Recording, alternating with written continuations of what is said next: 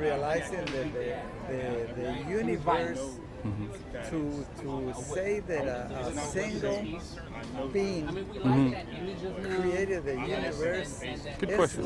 it's like lots of people don't realize what distance is a light year. So let me explain this from an Islamic perspective, right? Okay.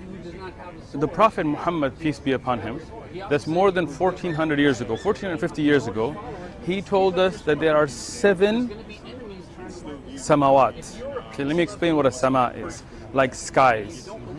The first sky from the Quran, we know from Surah Mulk, that all of the stars, all of the lamps that we see, زَيِّنَ السَّمَاءَ الدُّنْيَا بِمَصَابِيحٍ in the Quran, that we beautified the first sky, the sky of the world, with lamps.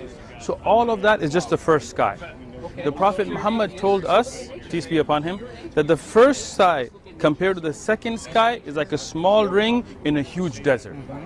Now imagine what you're saying, what science is telling us today about the vastness of the universe. It was explained by the Prophet Muhammad, peace be upon him, without having any telescopes or scientific knowledge. He said the second sky compared to the third is like a small ring in a huge desert.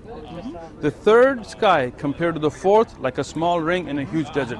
Now see, how would a man in the desert know those kinds of things where he had there was no Hubble telescopes, there were no satellites, right? There was no NASA, right? And that's why what you're saying proves Islam to be the truth, because this vastness of the universe shows the oneness of the Creator. Let me explain how.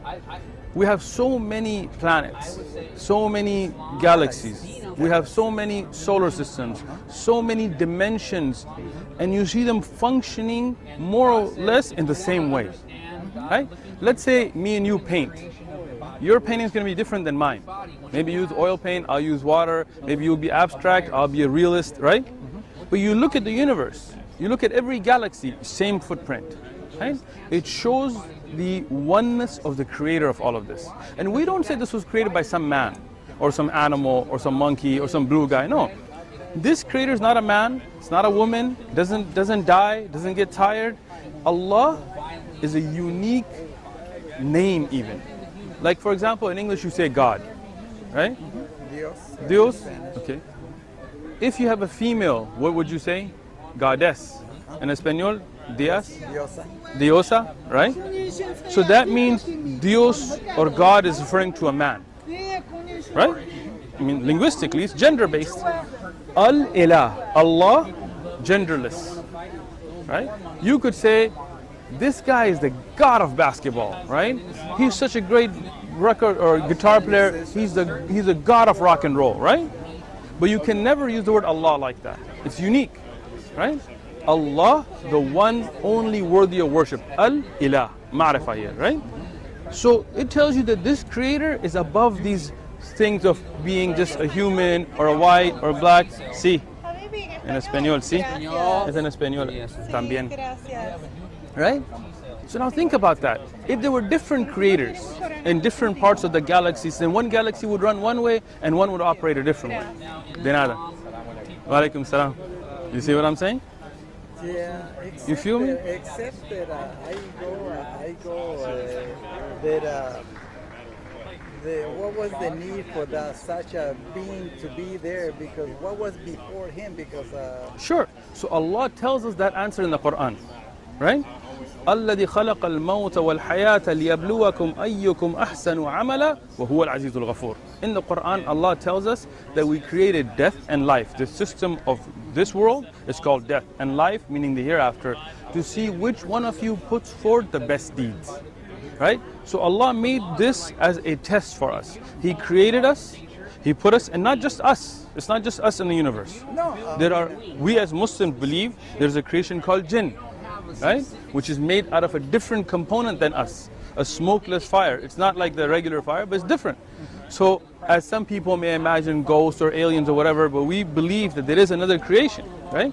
Then there are other types of wildlife that we don't even know about. Creations of Allah that are under the ocean, above the skies, we don't even know about. Then there are malaika, there are angels. Millions and billions and trillions, countless. Like for ourselves, countless of them, right? And these, some of them, they're just prostrating to Allah, the whole creation. They're making tawaf of Bayt al-Ma'mur above the skies, right? So that, what I'm telling you is that don't think that Islam believes it's just us few people, human, that's it. No, Allah has many creations. We say, Alhamdulillahi Rabbil Alameen. All praises to Allah, the Lord of all of the worlds and galaxies and creation. I feel like our Earth, in relation to this solar system or this galaxy, it might proportionally might be like a molecule or even A less speck, than that. yes, or atom or nucleus. You're right. I agree with you, and that's what Allah tells us. That's what Allah tells about the. Like I told you about the hadith of the Prophet Muhammad. Imagine if you take a small ring, throw it in a huge desert, and you take another. The huge desert becomes a small ring in front of another. So it's exactly what you're saying. You hold a belief that works with the Islamic belief. Like the Bible tells us the earth is young, right? Around 10,000 something years. You know that doesn't make sense. Scientifically it doesn't make sense. Carbon dating shows the earth is older than that. But that's not what the Quran tells us. The Quran has been preserved when the Bible has been corrupted, right? And this is why I tell you, at least take the Quran and read it. You know, so you can know. You're an educated man, you're an intelligent man. The good thing is, still no one, and not even you, answer me. Sure, what's the question? Where did he study to create such a thing? Okay, I mean, You didn't ask that question. Now you asked that question, I will answer it now. Allah doesn't. He has a descendants? Sure, Allah has no descendants. Allah has no beginning, and Allah has no end. Let me explain. You asked a question, now let me answer, okay? When you say where did he study, you are assuming a human trait where humans need to learn something to progress, right? I'll give you an example. Now, open your mind. You got to pay attention to this, okay? Have you ever seen a puppeteer, right? So the puppet has strings, right? When the puppeteer moves, the puppet moves, right? Or wrong? Right, okay. So now when the puppet is moving, you can go back to where the puppeteer is and say, where are your strings? You see what I'm saying? You see what I'm saying? The puppeteer doesn't have strings because the rules that govern the puppeteer, pay attention, is different from the puppet. We as humans, we don't know. That's what the Quran tells us, that Allah taught us the names of things, right? The angels didn't even know, right? Allah taught us. As we learned, then we go, Allah is all-knowing. Allah knows everything. Nothing increases in His. Huwa alim, yani He is the one who knows everything. Samiul Alim in the Quran, He hears everything, He knows everything. Allah is a greater creation than that. He is not a creation, He is a creator. Allah is not a creation, He is the Khaliq, He is the creator.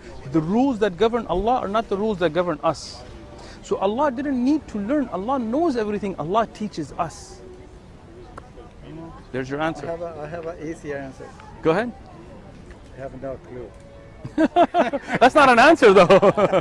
Here, come here. Take this with you. Okay, you read the book. That's his answer. Have no